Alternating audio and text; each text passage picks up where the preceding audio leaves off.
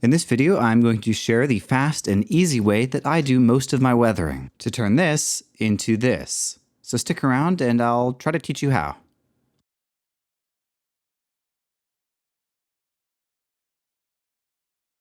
Our specimens today are these styrene mosaics that I glued together using some scrap styrene I had.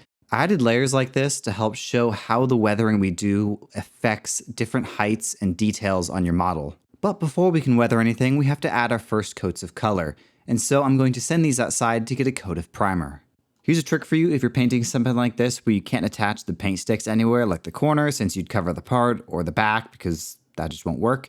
You can use blue tack, or in my case, sort of off blue gray tack, because I've used it in the last 10 projects. But if you just rip off a little piece, you can stick it to the back and then you can attach your paint clips to that. It's a good temporary yet pretty secure hold, and the nice thing is once you attach it, you can sort of smush it around to adjust the angle to make it easier to paint. And speaking of paint, let's move on to painting, shall we? For the smaller of the two blocks, I'm going to be starting with this gunmetal because this will be the metallic base that is the chipping effects that you'll see later on. Then for the other one, I'm going with orange because I think it will look good in the thumbnail. Also, I like painting with oranges and yellows, they're fun. And as a bonus, using a lighter color like this will actually make the weathering pop more, which is nice.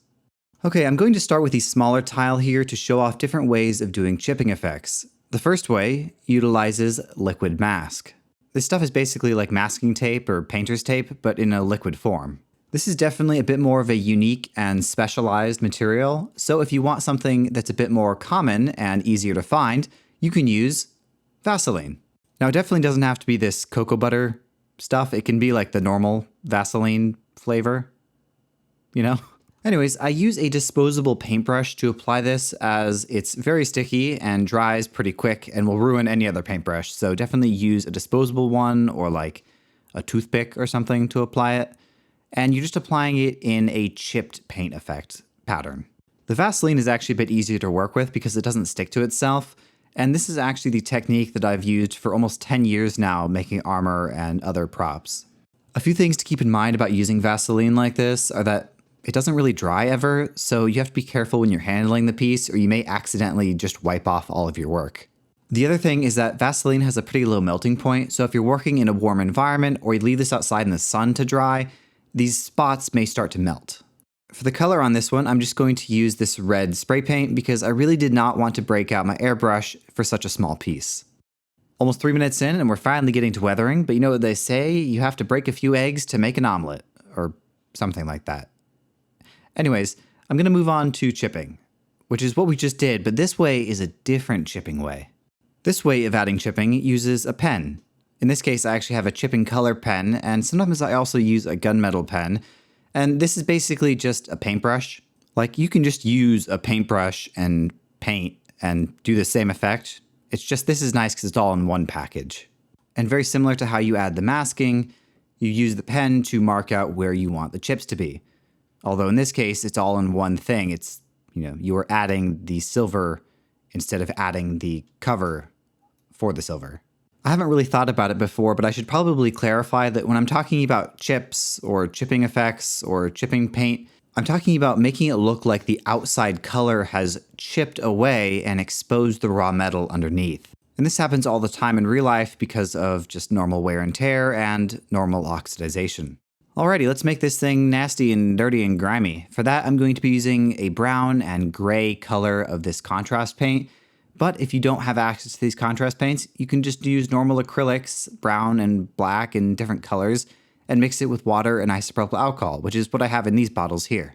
I've just recently found that the contrast paints are a bit better because they're more of an ink, and so there's less of a chance of the original acrylic paint sort of globbing up and forming chunks. I mix up a batch of about 50-50 between the two colors, and then I mix it with water and isopropyl alcohol to dilute it and to make it flow a bit easier. To apply the wash, really any paintbrush will do, but I really like these mop brushes as they hold a lot of paint all at once and just apply everything a bit more evenly. And here comes the easiest part of this whole process. You just apply it. Just like that, you just slather it on. And if you feel you've added too much, you can just take a paper towel or a tissue and dab some of it away. The main purpose of this wash is to get down into all the corners and crevices and cracks where grime and dirt and dust would naturally accumulate. You can always add more layers if you want, or you can dilute the mix, you can make it more pigmented. It's all up to you and up to what project you're working on. As you can see here, most of that color sticks in the corners and crevices, which is exactly where you want it to be. You could totally end the process with that last wash there, but I like to add a little extra weathering using these weathering kits, which are basically a compressed powder pigment in these cute little palettes. This letter D kit was my first one, and it's really great, but I think today I'm going to use the letter A kit. The stuff is pretty highly pigmented and compressed, so you don't need much.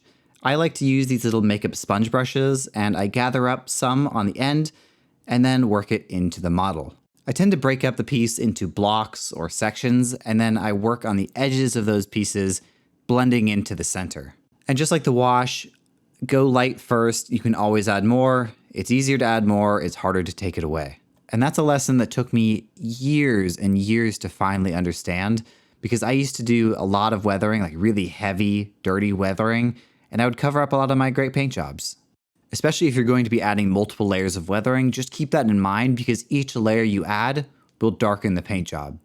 Moving back to the masking piece, the part on the right here is the Vaseline, the one on the left is the liquid mask. And with the Vaseline, all you need is a tissue or paper towel and you just wipe it off, and it wipes off the paint on top, exposing the silver or metal underneath.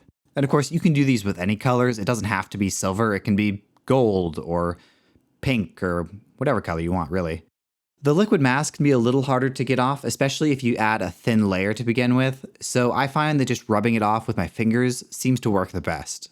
And for any stubborn bits, you can always use a toothpick to get in there and scrape it out. Then this little guy gets the same weathering technique as the large orange piece, the wash, followed by the dabbing of the wash, followed by even more weathering via the weathering kits, the sponge brush, and the occasional finger to blend everything together. And to protect all of our hard work, a nice clear coat to finish off the project. And there you have it. Like I said, it's a very easy and fast weathering process. If you don't count dry times, this whole process takes just a few minutes. And you can use any one of these techniques on their own, mixed together, mixed with other techniques, not at all. You know, whatever. It's your project. Do whatever you think is the best. I'll add some quick photos at the end just so you can see a bit more higher resolution of how these turned out. This multi-stage weathering technique has become my go-to when it comes to weathering my trash bots and other projects, and it's the one I recommend to people when they ask, so that's why I wanted to put this video together. I hope this video was helpful. I know it's not my normal builds, but with the holiday weekend last weekend, I am a little off on my schedule, so hopefully next week I'll be back to building stuff. Thanks again for watching, and as always, I will see you in the next video.